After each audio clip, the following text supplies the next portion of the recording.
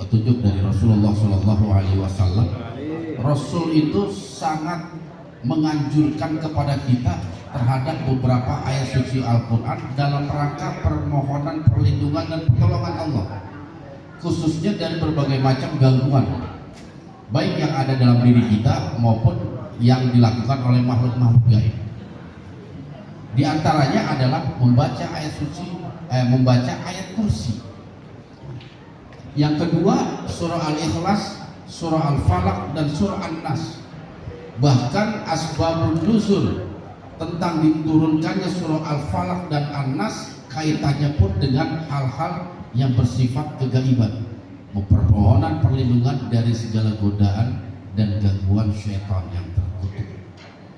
Jadi intinya ada sekitar 1 ayat 3 surah, ayat kursi, Al-Ikhlas, Al-Falaq, An-Nas. Bahkan dalam satu riwayat Nabi pernah mengingatkan kepada salah satu sahabatnya yang bernama Ibnu Abbas, "Wahai Ibnu Abbas, jangan engkau tinggalkan setelah engkau melakukan sholat fardu membaca ayat kursi, Al-Ikhlas, dan Al-Falaq, dan juga An-Nas." Artinya apa?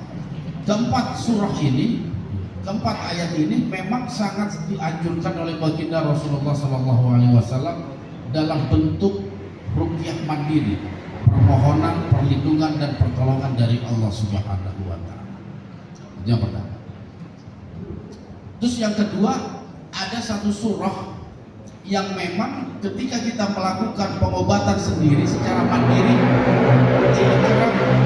Rasulullah SAW lakukan. Yang pertama adalah surah Al-Fatihah. Ini luar biasa ya, mukjizat kandungan yang ada di dalam surah Al-Fatihah. Bahkan dalam beberapa riwayat Al-Fatihah ini mampu untuk menetralisir racun yang ada di dalam tubuh seseorang ya. Jadi ketika kita badan terasa meriang, gejala pusing yang gak karu-karuan, kita boleh meruqyah diri kita sendiri dengan membaca surah Al-Fatihah. Boleh 1 kali, boleh 3 kali, 5 kali, 7 kali. Yang penting hitungan ganjil sesuai dengan apa yang Allah sukai ya, jumlah yang ganjil. Kita pegang tempat yang kita terasa sakit dan tidak nyaman. Misalnya ketika perut mah kita tiba-tiba kambuh, kita pegang perut kita bacain surah Al-Fatihah. Diawali dengan ta'awudz, ini jangan lupa ya. Kalau kita baca Quran harus diawali dengan perlindungan pada Allah berupa ta'awudz. Auzubillahi minasyaitonirrajim boleh. Auzubillahi samiil alim minasyaitonirrajim pun boleh. Atau auzubillahi minasyaitonirrajim min hamzihi wa nafthihi wa nafsihi juga boleh. Jadi ada beberapa tipe pembacaan ta'awudz. Setelah itu baru kita baca Bismillahirrahmanirrahim, Alhamdulillahirabbil alamin sampai akhir. Kalau 3 kali nggak mempan, baca sampai 5 kali, sampai 7 kali. Selain itu, baginda Rasulullah SAW pun mengajarkan kepada kita satu doa. Yang doa ini sangat terkenal dan masyhur karena doa ini merupakan doa dalam rangka penyembuhan dari berbagai macam penyakit. Caranya sama. Ketika kita sakit anggota badan di bagian tertentu, kita pegang. Misalnya napas kok tiba-tiba agak berat nih, kita dengan ikhlas diniatkan dulu, kita baca Bismillah, Bismillah, Bismillah, na'udzu bi'izzatillah wa qudratihi min syarri ma najidu wa nuhadir. Kita baca 7 kali kalau dalam satu riwayat itu. Na'udzu bi'izzatillah wa qudratihi min syarri ma najidu wa nuhadir sebanyak 7 kali. Jadi ada ayat Quran, ada doa Rasulullah SAW yang masuk kategori ayat-ayat penyembuh. Kalau itu kaitannya dengan penyakit-penyakit medis atau keluhan-keluhan yang ada dalam badan kita. Tetapi ketika hati kita gelisah, nggak karu-karuan, ini ada apa? Kok khawatirnya mencekam, khawatir berlebihan. Nah, baru kita baca doa-doa perlindungan dari segala godaan syaitan. Lari ke ayat kursi, Al-Ikhlas, Al-Falaq, dan An-Nas. Seperti itu.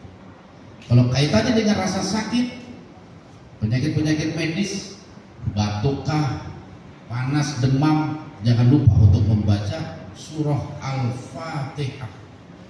Jadi mukjizatnya itu luar biasa, Al-Fatihah kandungannya seperti itu. Namun yang terpenting sahabat-sahabat, kenapa kadang kita udah baca Fatihahnya, tapi kok nggak sembuh-sembuh? Ayat kursi kita udah baca ini kok nggak sembuh-sembuh? Apa sih yang bikin itu gak cepat Allah kabulkan? Yang pertama, kita tidak mendawamkan itu. Kita lupa untuk membiasakan diri membaca Al-Quran. Jadi ketika kita menggunakan Al-Quran sebagai perantara atau wasilah kesembuhan kita, doa kita, jadi Allah gak cepat ngabulin. Karena apa? Kita termasuk orang yang lalai dalam membaca Al-Quran.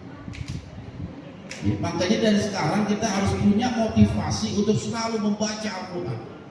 Jadi ketika kita memang butuh wasilah pengobatan melalui ayat Quran, Allah cepat kabulkan itu. Jangan kita baca Fatihah pas butuhnya doang. Pas butuh baru sibuk. Giliran nggak butuh kita cuekin Al-Fatihah aja. Kita rutinkan itu, kita dawamkan. Ayat kursi kita dawamkan, Al-Ikhlas, Al-Falaq, An-Nas. Kita dawamkan. Karena apa?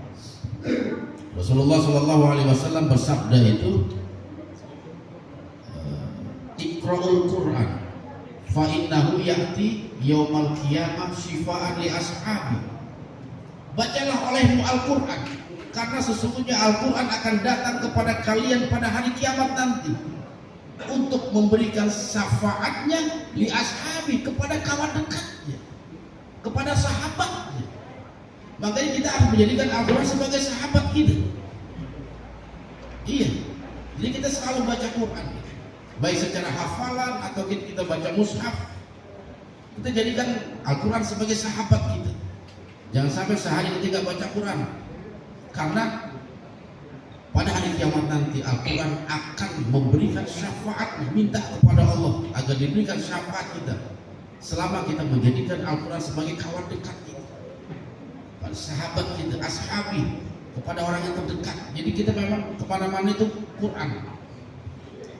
Nah begitu juga ketika kita mohon pertolongan Allah melalui wasilah bacaan Al-Quran tadi. Kalau kita mendawamkan, insya Allah apa yang menjadi keinginan kita cepat Allah kabulkan. Karena apa? Karena kita dekat dengan Al-Quran. Seperti itu. Ya kurang lebih seperti itu. Monggo kalau ada yang mau bertanya lagi silakan.